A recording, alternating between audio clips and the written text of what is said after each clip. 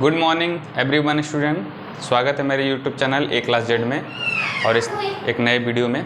आज हम लोग पढ़ेंगे वैद्युत आवेश के बारे में। वैद्युत आवेश क्या है, यानी इलेक्ट्रिक चार्ज किसे कहते हैं। तो वैद्युत आवेश किसी पदार्थ का वह मौलिक गुण होता है जिसके कारण वस्तु के बीच में एक वैद्युत बल लगता है।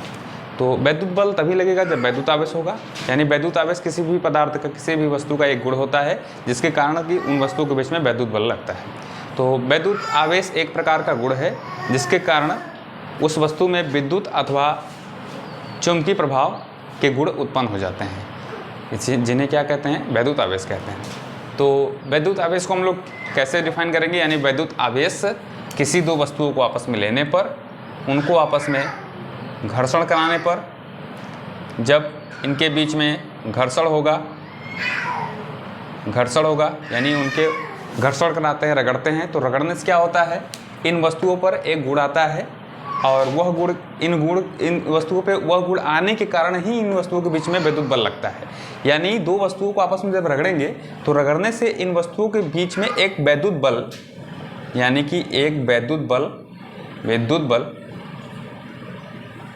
का निर्माण होता है। विद्युत बल कैसे यहाँ पे आया, दो वस्तुओं को आपस में रगड़ने से। ध्यान दीजिएगा, जब भी दो वस्तुओं को आपस में रगड़ते हैं तो रगड़ने से उन दोनों वस्तुओं के बीच में एक वैद्युत बल कार्य करने लगता है। अब वैद्युत बल तभी लगेगा जब वहाँ पे आवेश उपस्थित होंगे। तो वैद्युत बल तभी लगेगा जब उन दो वस्तुओं को आपस में रगड़ेंगे और रगड़ने के कारण उस वस्तु पर आवेश उत्पन्न होते हैं और आवेशित हो जाते हैं, या यूँ कहिए कि आवेशित होने का उसके ऊपर गुण आता है जिसके कारण उसके बीच में वैद्युत बल लगते हैं।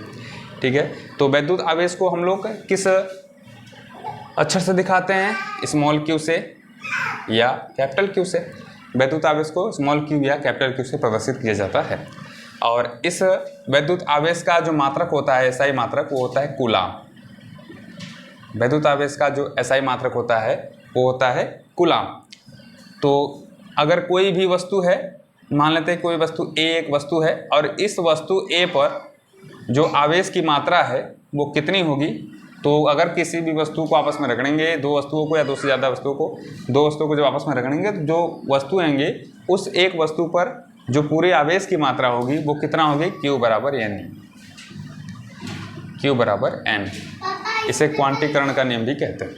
Q बराबर N क्या होता है, Q बराबर N का मतलब है कि जिस वस्तु को आपस में रगड़ा गया है उन वस्तुओं पर कुल आवेश की जो मात्रा है उसमें उपस्थित इलेक्ट्रॉनों की संख्या और एक इलेक्ट्रॉन के आवेश के गुणनफल के बराबर होती है।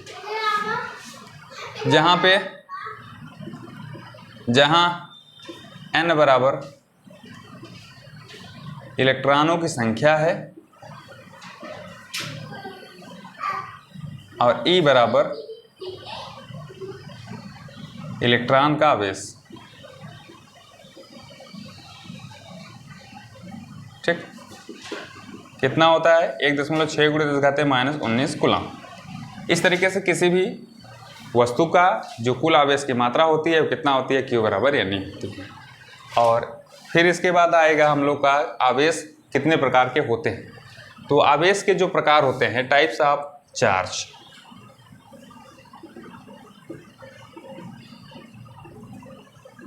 आवेश के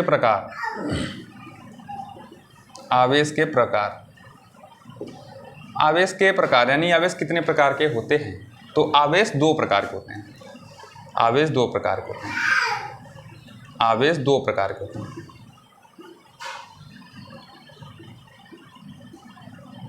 कौन कौन से, पहला है धन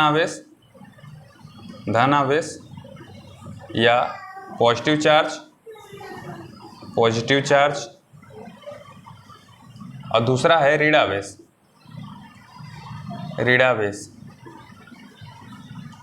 या नेगेटिव चार्ज।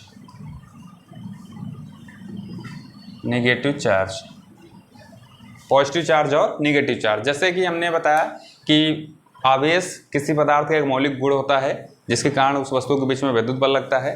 तो आवेश जो उत्पन्न होता है किसी दो वस्तु को आपस में रगड़ने पर, वो पॉजिटिव यानी कि धनावेश भी उसके ऊपर आ सकता है और ऋणावेश भी आ सकता है।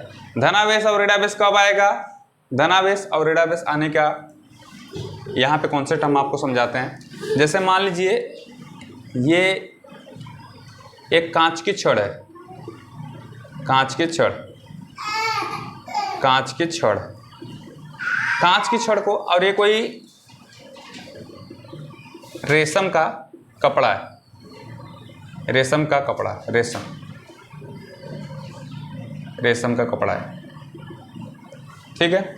और समझिए एक ये एबोनाइट की एक छड़ है, एबोनाइट, एबोनाइट, एबोनाइट की छड़ है। और इधर हमने एक दूसरा वस्तु क्या लिया, बिल्ली की खाल,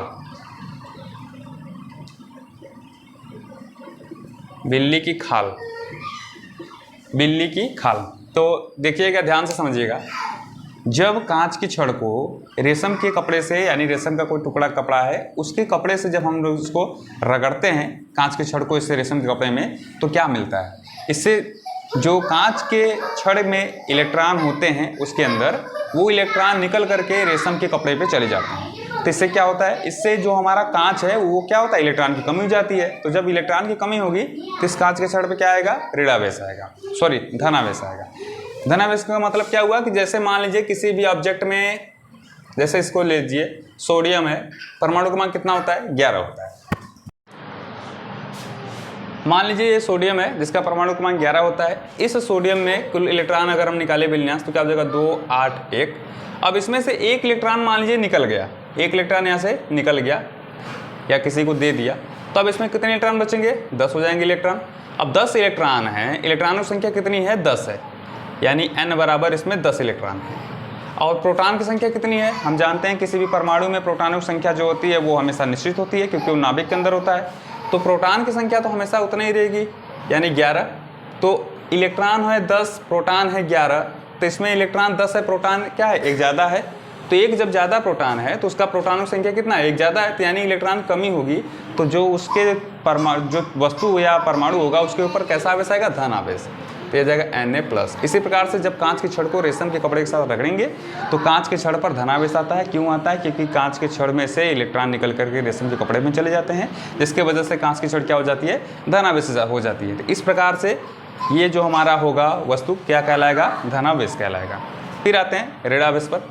तो ऋणावेश क्या होता है, जब किसी दो प्रकार के वस्तुओं को रगड़ने पर किसी एक वस्तु से इलेक्ट्रॉन निकल करके दूसरे वस्तु पर जाएं और जिस वस्तु पर जा रहा है इलेक्ट्रॉन वो वस्तु क्या कहलाएगा, ऋणावेश।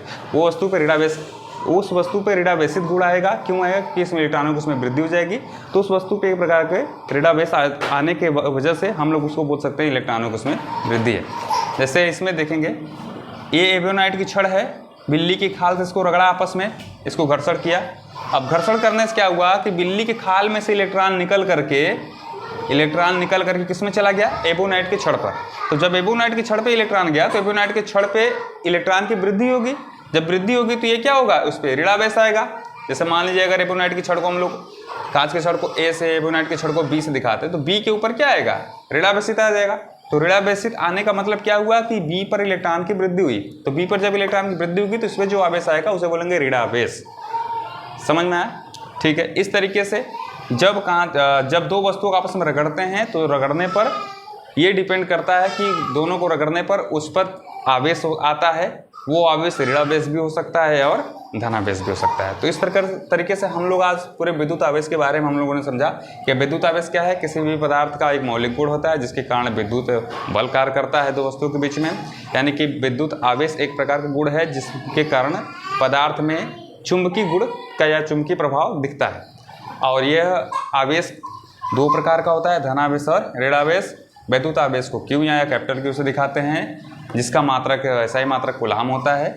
और वैद्युत आवेश का जो किसी भी पदार्थ में कुल मात्रा होती है वो कितना होती है, Q बराबर N होती है। ये फार्मूला है और इस फार्मूले को आवेश का क्वांटीकरण भी कहते हैं, क्योंकि किसी भी पदार्थ में आवेशों का जो वितरण होता है या कह लें कि आवेश जो उपस्थित होते हैं वो हमेशा ही एक पूर्णांक के गुण पूरक के रूप में पूर्णांक के रूप में उपस्थित होते हैं। तो इस तरीके से ये हमारे विद्युत आवेश के बारे में पूरा स्टडी है। आप लोग को समझ में आया होगा। अगर नहीं समझ में कहीं से आया तो कोई कमेंट आप कर सकते हैं, उसके बारे में मैं डिटेल से समझाऊंगा। धन्यवाद।